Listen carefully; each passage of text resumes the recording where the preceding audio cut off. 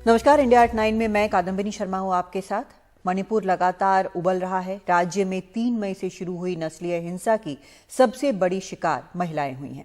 4 मई को 2 महिलाओं के साथ जो बर्बर घटना हुई, उसका वीडियो सामने आने के बाद इस नस्लीय हिंसा के कई काले पहलू सामने आ रहे हैं। इन महिलाओं के साथ हुई बर्बरता का छठा आरोपी भी आज गिरफ्तार कर लिया गया। कई और आरोपियों की पहचान हो चुकी है। मणिपुर के इस घटना की गूंज पूरे देश में सुनाई दे रही है। इस पर सियासत भी गर्म हो चुकी है। उधर मणिपुर में घटना के बाद से विरोध प्रदर्शनों का सिलसिला जारी है और हालात को संभालने के लिए सुरक्षा बल सभी संवेदनशील इलाकों में तैनात है।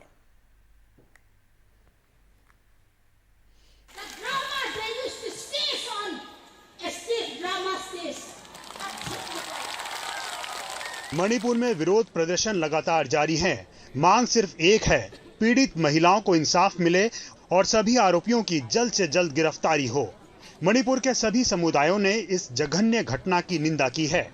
मणिपुर के मुख्यमंत्री एन बीरेन सिंह भी घटना के विरोध में हुए प्रदर्शन में शामिल हुए। उन्होंने दावा किया कि दोषियों को कड़ी से कड़ी सजा दिलाएंगे। जो इन्वॉल्व है उसको सब पकड़ेंगे और हम एग्जेम्पलरी पनिशमेंट देने की कोशिश करेंगे। हम लोग सरकार की तरफ से पूरा जोर लगाएंगे। मणिपुर के चूड़ा चांदपुर में बड़े पैमाने पर प्रदर्शन जारी है। पुरुष और महिलाएं काले कपड़े पहनकर न्याय की मांग कर रहे हैं। इस तरह की घटनाएं सालों से होती आ रही हैं, लेकिन कभी सोशल मीडिया पर नहीं आ पाई। इस बार वीडियो के जरिए ये सामने आया। So now the video started coming out. Manipur में 3 मई को हिंसा की शुरुआत हुई थी और अब तक 100 से ज्यादा लोगों की मौत हो चुकी है, जबकि वीडियो के आधार पर 12 से ज्यादा आरोपियों की पहचान की जा चुकी है। उनकी गिरफ्तारी के लिए बड़ा सर्च ऑपरेशन चल रहा है। हालात पर केंद्र सरकार की भी पैनी नजर है। रत्नदीप चौधरी की रिपोर्ट, एनडीटीवी इंडिया। मणिपुर की नस्लीय हिंसा के दौरान दंगाइयों की कई करतूतें एक एक कर सामने आ रही हैं। एनडीटीवी को पता चला है कि नस्लीय हिंसा के दौरान कुछ हथियारबंद गुटों ने 80 साल की एक महिला को उसके घर में बंद कर दिया और घर को आग लगा दी। ये बुजुर्ग महिला एक स्वतंत्रता सेनानी की पत्नी थी। उन्हें बचने का मौका भी नहीं मिला। मणिपुर में हिंसा से सबसे ज्यादा ग्रस्त काक्शिंग जिले के सेरो गांव से एनडीटीवी इंडिया की रिपोर्ट।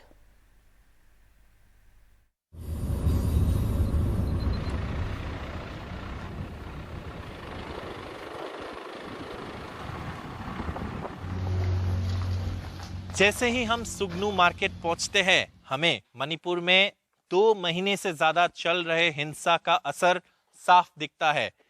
ये जो मार्केट है, यहाँ पे कोई नहीं है। जो लोग यहाँ पे कारोबार करते थे वो चले गए हैं, जो लोग यहाँ पे रहते थे वो भी चले गए हैं, और यहाँ का ये सुनसान वातावरण वो ही एक कहानी है।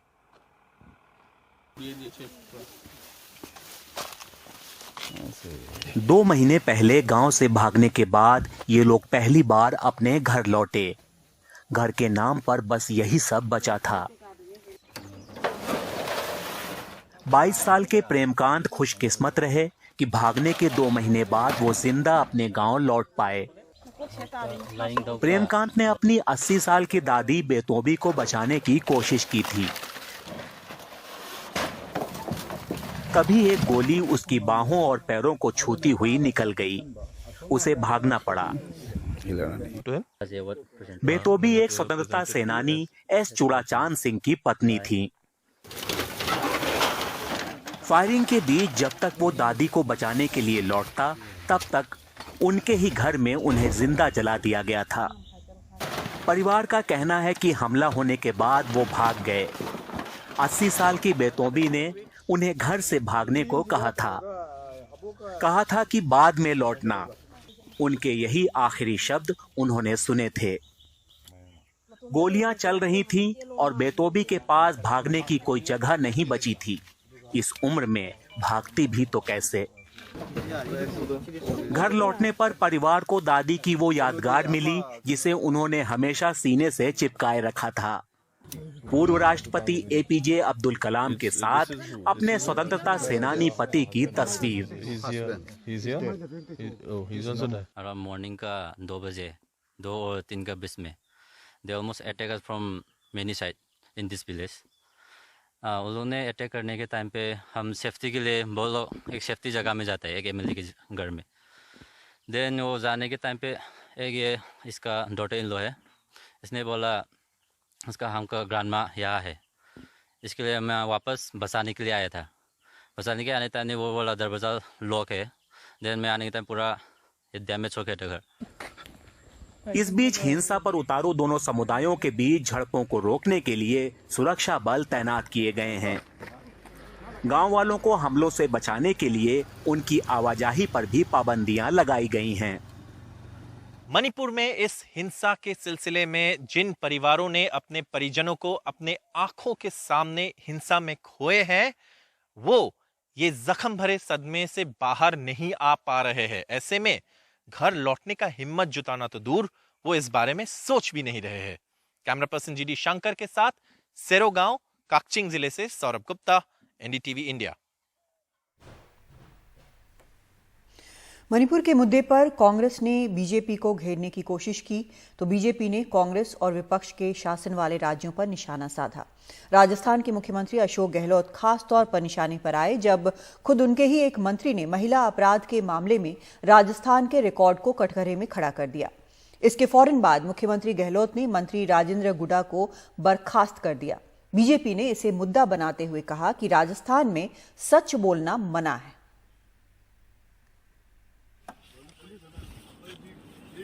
गहलोत सरकार के खिलाफ कांग्रेस नेता राजेंद्र गुडा के एक बयान से राजस्थान की राजनीति में तूफान आ गया है। गहलोत कैबिनेट से बर्खास्त किए जाने के बाद अब वो पार्टी से भी निष्कासित हो सकते हैं। मेरे ख्याल में कि ये एंटी पार्टी और एंटी डिसिप्लिन था, इस बात को उसके साथ मिलाना मेरे ख्याल वो गलत बात थी। मिनिस्टर साहब ने वो उनका जो कहना या बात करनी, एक बार नहीं कई बार उन्होंने एंटी पार्टी स्टेटमेंट। राजेंद्र गुडा विधानसभा में अपने बयान को लेकर विवाद में आए। 21 जुलाई को राजस्थान विधानसभा में एक ऐतिहासिक विधेयक पर चर्चा हो रही थी, जिसके तहत गरीबों को न्यूनतम मजदूरी का वादा किया गया है। उसी समय कांग्रेस के कुछ सदस्य हाउस के वेल में आ गए और मणिपुर का मुद्दा उठाने लगे। उनके हाथों में कुछ पोस्टर भी थे। उन्होंने मणिपुर के मुद्दे पर बीजेपी को घेरने की कोशिश की। तभी नेता प्रतिपक्ष राजेंद्र राठौर अपनी सीट से खड़े हो गए और कहने लगे कि राजस्थान में जो अपराध हुए हैं उनका क्या। उस समय गहलोत सरकार के मंत्री राजेंद्र गुडा ने वो बयान दिया जिससे उनका राजनीतिक भविष्य ही बदल गया। ये राजस्थान में जिस तरीके से अत्याचार बढ़े हैं महिलाओं के ऊपर, मणिपुर के बजाय हमें अपने गिरेबान में झांकना चाहिए। अपने ही सरकार को घेरने वाले इस बयान के बाद वो सदन छोड़कर चले गए। मीडिया से बात करने से इनकार कर दिया और सीधे उदयपुर वाटी पहुंच गए, जो उनका चुनाव क्षेत्र है। इसके कुछ ही घंटों के अंदर राजभवन से सूचना आ गई कि मुख्यमंत्री के कहने पर गुडा को मंत्रिमंडल से हटा दिया गया है। इसके बावजूद राजेंद्र गुडा अब भी मुख्यमंत्री पर सीधा वार कर रहे हैं। हम उनके पास से किसी काबिल आदमी को देते, वो आदमी साइड में काम करता, हो सकता है ये इस तरह का नहीं। परसों विधानसभा में बताऊंगा क्या होगा। पूछूंगा राजस्थान के मुख्यमंत्री से, पट्टी बांध के पाँव के बैठे, एक छोटी पाँव की पट्टी बांध के बैठे मुख्यमंत्री जी। सवाल ये है कि ऐसी कौन सी घटनाएं हैं जिनसे राजस्थान में ये बवाल खड़ा हुआ है। दरअसल पिछले ही हफ्ते राजस्थान में 3 जघन्य अपराध हुए जिनसे पूरा प्रदेश हिल गया। 14 जुलाई को करौली में एक 19 साल की युवती की हत्या हुई। उसकी पहचान छिपाने के लिए उस पर एसिड डाल दिया गया। 16 जुलाई को एक नाबालिग लड़की के साथ सामूहिक बलात्कार हुआ, वो भी जयपुर की जय नारायण व्यास यूनिवर्सिटी के कैंपस के अंदर। और फिर 19 जुलाई को घर पर सो रहे एक ही परिवार के 4 लोगों की हत्या करने के बाद उनको जलाने की कोशिश हुई। मृतकों में 6 महीने की एक बच्ची भी थी। 33,000 महिलाओं के साथ दुष्कर्म की घटनाएं राजस्थान में। 22% देश की महिला दुष्कर्म की घटनाएं राजस्थान में। ये अपने आप में राजस्थान को नंबर 1 महिला अपराध में बनाता है। कि राजस्थान में कांग्रेस के एक नेता ने जब राजस्थान में बढ़ते महिला उत्पीड़न के संदर्भ में एक बयान जारी किया, तो ऐसे कांग्रेस के नेता के बयान पर कार्रवाई करने के बजाय कांग्रेस पार्टी ने अपने उस नेता को बर्खास्त कर दिया। अशोक गहलोत अब अपनों से ही घिरते दिख रहे हैं। राजेंद्र गुड़ा को बीएसपी से कांग्रेस में लाने वाले मुख्यमंत्री अशोक गहलोत ही थे, लेकिन पिछले कुछ दिनों से राजेंद्र गुड़ा ने सचिन पायलट से नजदीकियां बढ़ा ली थीं। मुख्यमंत्री अशोक गहलोत को अंदाजा है कि महिलाओं के खिलाफ बढ़ते अपराधों का मामला अब राजस्थान में भी तूल पकड़ेगा। जिस प्रकार प्रधानमंत्री ने बिहेव किया और जिस प्रकार उन्होंने दुख प्रकट किया और कहा कि राजस्थान, छत्तीसगढ़ और मणिपुर, और मुख्यमंत्री को मैं कहना चाहूँगा कि आप वहाँ पर ध्यान रखें। बताइए आप, ये प्रधानमंत्री जी ने राजस्थान के स्वाभिमान पर चोट करी है और वो कहते हैं 140 करोड़ जनता को संतुष्ट होना पड़ रहा है। 140 करोड़ जनता को संतुष्ट नहीं होना पड़ रहा है, वो तो दुखी है आपके सरकार के कारनामों से। राज्य में चुनाव सिर्फ 4 महीने दूर हैं। ऐसे में राजनीति के इस तरह गरमाने से गहलोत सरकार की परेशानियां बढ़ने वाली हैं। जयपुर से हर्षा कुमारी सिंह, एनडीटीवी इंडिया। उधर ममता बनर्जी ने मणिपुर का मुद्दा उठाया तो बीजेपी पश्चिम बंगाल में हाल की कई घटनाओं के आधार पर उन्हें आईना दिखाने की कोशिश कर रही है। बीजेपी का आरोप है कि ममता सरकार में महिलाओं के साथ सरेआम बर्बर व्यवहार को दबाया जा रहा है। इसके लिए बीजेपी ने हाल के कई मामलों का हवाला दिया। इनमें से एक मामला मालदा का है, जिसमें 5 लोगों को गिरफ्तार कर लिया गया है। उधर तृणमूल कांग्रेस ने कहा कि महिलाओं के मुद्दे पर बीजेपी सियासत करना बंद करे। पश्चिम बंगाल में भी मणिपुर जैसी 2 घटनाओं के आरोप लगे हैं, वो भी एक के बाद एक। ताजा मामला मालदा का है, जहां आरोप है कि 19 जुलाई को 2 आदिवासी महिलाओं को निर्वस्त्र कर पीटा गया, उन्हें खुलेआम घुमाया गया। पश्चिम बंगाल मालदा जिला में किस प्रकार से 2 दलित महिलाओं को बेरहमी से न सिर्फ मारा गया बल्कि उनको वस्त्रहीन किया गया, इस पर भी कांग्रेस की चुप्पी इसलिए है क्योंकि वो टीएमसी के साथ सत्ता के गठबंधन में लिप्त हैं। लेकिन तृणमूल कांग्रेस ने इसे चोरी का मामला बताते हुए खारिज कर दिया। तो वहाँ पे चोरी वगैरह हुई। अब चोर जो थे 2 लेडीज, उनको पकड़ लिए, जो पकड़े वो भी लेडीज है। छीना झपटी हुई, बेचारे सभी गरीब है। अब कपड़े निकल गए, जितना भी निकला है उसको ये राजनीतिक चश्मा से क्यों देख रहे हैं? वहां पे जो सिविक पुलिस थी वो भी गई बचाने के लिए। मैंने रोकने की भी कोशिश की सबको कि मत झगड़ा करो, लेकिन शी गॉट ओवर पावर्ड। और सब लेडीज एक लोग, अब क्या है, लेडीज लॉ एंड ऑर्डर अपने हाथ में ले रही, ये भी तो सही नहीं है। खैर, फिर भी पुलिस इंक्वायरी भी कर रही है और पुलिस इसको रजिस्टर भी की है केस। पश्चिम बंगाल का मुख्यमंत्री, इससे पहले बंगाल के ही हावड़ा में भी ऐसी ही एक और घटना का आरोप लगा। कहा गया कि बंगाल पंचायत चुनाव के दौरान 8 जुलाई को यहां बीजेपी की एक उम्मीदवार को तृणमूल कांग्रेस के कार्यकर्ताओं ने पीटा और निर्वस्त्र घुमाया।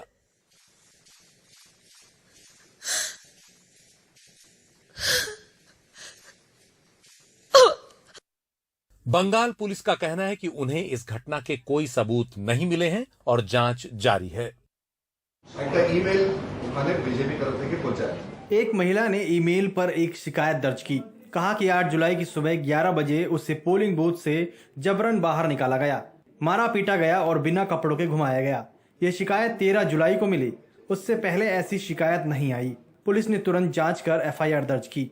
जांच में हमें घटना का कोई सबूत नहीं मिला। आप जानते हैं कि चुनाव के दिन सभी पोलिंग बूथ पर केंद्रीय बलों के जवान तैनात रहते हैं। इसके अलावा सभी पोलिंग बूथ के आसपास राज्य पुलिस भी मौजूद रहती है। उनका साथ बंगाल को जोड़ा।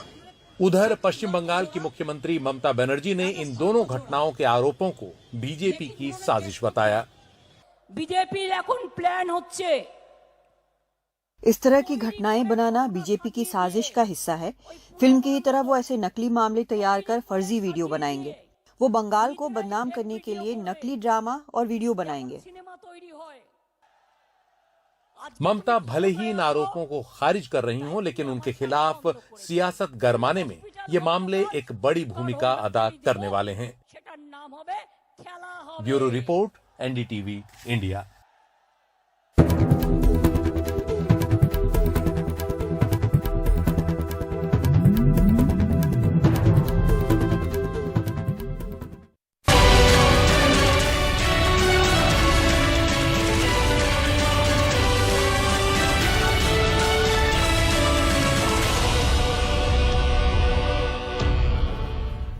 गुजरात के जूनागढ़ में सुबह से जारी तेज बारिश से बाढ़ आ गई।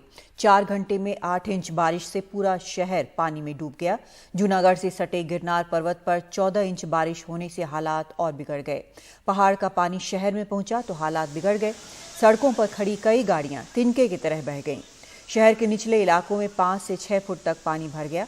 सबसे ज्यादा असर जूनागढ़ के भवना इलाके में हुआ। यहां तेज बहाव में कई जानवर भी बह गए।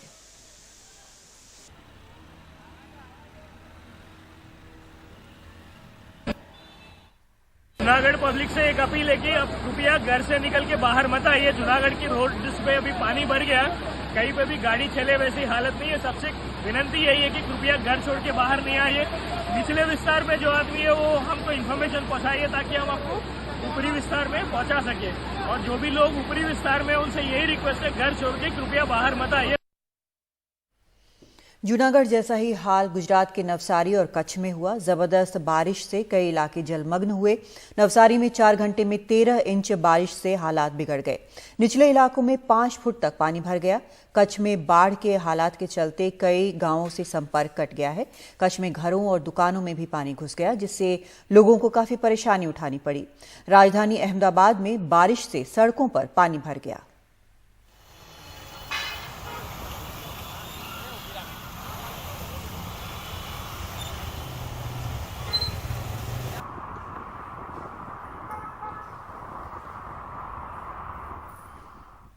महाराष्ट्र के यवतमाल में भारी बारिश आफत बन गई है। यवतमाल के कई इलाकों में पानी भर गया है। लोगों के घरों में पानी घुस गया है।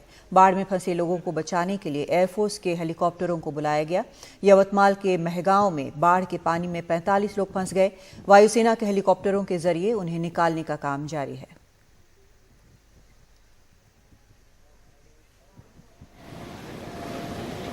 जम्मू कश्मीर के डोडा जिले में बादल फटने से कुछ इलाकों में बाढ़ आ गई है। जम्मू कश्मीर में भारी बारिश की वजह से चिनाब नदी का जलस्तर भी बढ़ गया है।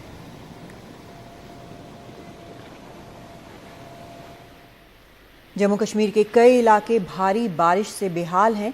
पुलवामा के रोमशी नाले में भी अचानक बाढ़ आ गई। पानी का बहाव इतना तेज है कि स्थानीय लोगों के कई जानवर भी बह गए।